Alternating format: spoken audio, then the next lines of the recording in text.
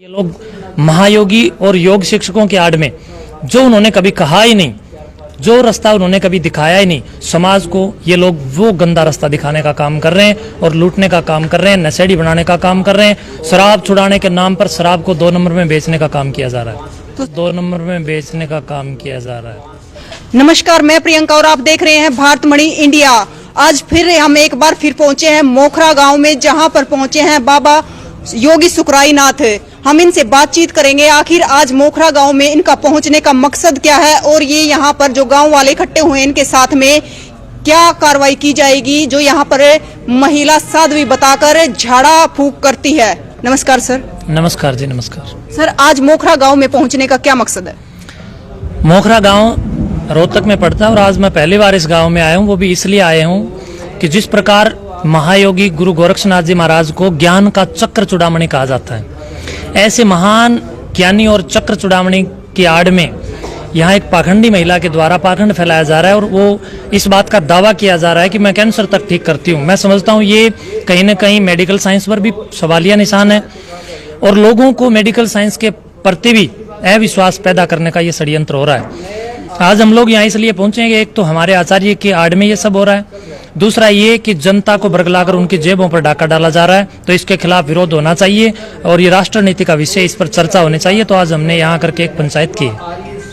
कहीं ना कहीं जनता अपनी फीलिंग लेकर यहाँ आती है कि हम यहाँ पर ठीक हो जाएंगे, जो हमारी बीमारी है। तो लोगों के विश्वास के साथ खेला जा रहा है, इसमें कदापि कोई अतिशयोक्ति नहीं है, कदापि कोई, मैं समझता हूँ कि किसी भी प्रकार का ये झूठ नहीं है, बल्कि ये सत्य है कि ऐसे लोगों के द्वारा समाज को भ्रमित करके अपने उल्लू को सीधा करना और अपनी जेब भरना एक लक्ष्य रहता है। और ये लोग भर रहे हैं, कट्टों में पैसे भर रहे हैं, पूछा कर रहे हैं। गोरक्षनाथ जैसे योगी के नाम पर शिक्षा फैलाने का काम नहीं कर रहे हैं, योग फैलाने का नाम नहीं ले रहे हैं।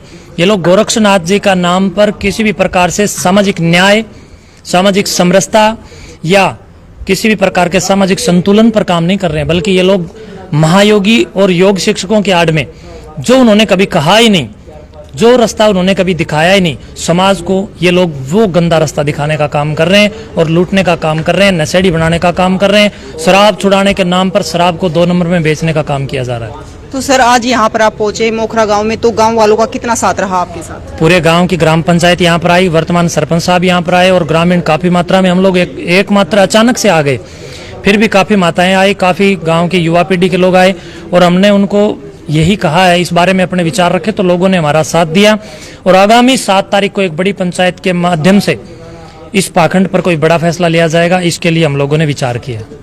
हम पिछले 1 दशक से लगातार मैं अपने संस्थान के माध्यम से इन पाखंडियों और नशेड़ियों के खिलाफ हम लोग कार्य कर रहे हैं। इसी पाखंडियों के विरोध के कारण पिछले वर्षों से मेरे खिलाफ खूब षड्यंत्र किया गया। यहाँ ऐसे षड्यंत्र किए गए कि एक बेटे ने अपने बाप को मार करके भी मेरा उसमें सुसाइड नोट में नाम लिख करके डाल दिया गया और उसमें भी मुझे बदनाम करने का काम किया गया। मेरे सिर के ऊपर कुल्हाड़े चले हैं, तलवारें लोगों ने मारी हैं, बार बार मुझे मारने का प्रयास किया है, तांत्रिकों ने मारने का प्रयास किया है, मेरे ऊपर बार बार हमले हुए हैं। लेकिन भगवान मेरा रक्षक है, योगीराज गुरु गोरक्षनाथ जी की प्रेरणाओं से मैं आगे बढ़ रहा हूँ। उन्हीं के ज्ञान और उन्हीं के दिव्य जो गोरक्षवाणी और गोरक्ष पद जिनको मैंने पढ़ा है, उन्हीं के सन्निधान में मैं अपना जीवन यापन कर रहा हूँ और लोगों को इस पाखंड से बचाने का प्रयास कर रहा हूँ। तो अनेकों प्रकार के प्रयास रहे और काफी मीडिया वाले भी रहे हैं जिन्होंने मेरे खिलाफ दुष्प्रचार किया है। लेकिन आज ये कटु सत्य मैं आपको बताने जा रहा हूँ कि ये पाखंडी लोग जो इस समाज के लिए कहीं न कहीं राक्षस के समान है, उनका विरोध मैं हमेशा करता रहूंगा। चाहे वो मेरे खिलाफ कितने भी षड्यंत्र करें, मैं उनके षड्यंत्रों से कभी घबराने वाला भी नहीं हूं। और काफी लोग ऐसे हैं समाज में जो इनके खिलाफ इसलिए नहीं बोल पाते हैं कि वो डरते हैं कि हम इन पाखंडियों, नशेड़ियों, नशा माफिया गैंग या तांत्रिकों के खिलाफ बोलेंगे तो इनके लोग हमें मार डालेंगे। सर, जब सच्चाई पे चलते हैं तो दुश्मन अपने आप हो जाते हैं। दुश्मन बनाना इतना आसान कहाँ है? दुश्मन बनाने के लिए तो बहुत भले काम करने पड़ते हैं, सिर फुड़वाना पड़ता है। दुश्मन बनाने के लिए अपने आप को जिंदा ही मार डालना पड़ता है, तब जाकर दुश्मन बनते हैं। जिस आदमी के 50-60 हजार दुश्मन नहीं, उसकी जिंदगी भी कुछ नहीं मानता मैं। अच्छे काम करो, दुश्मन बन जाएंगे। धन्यवाद सर। शुभकामनाएं।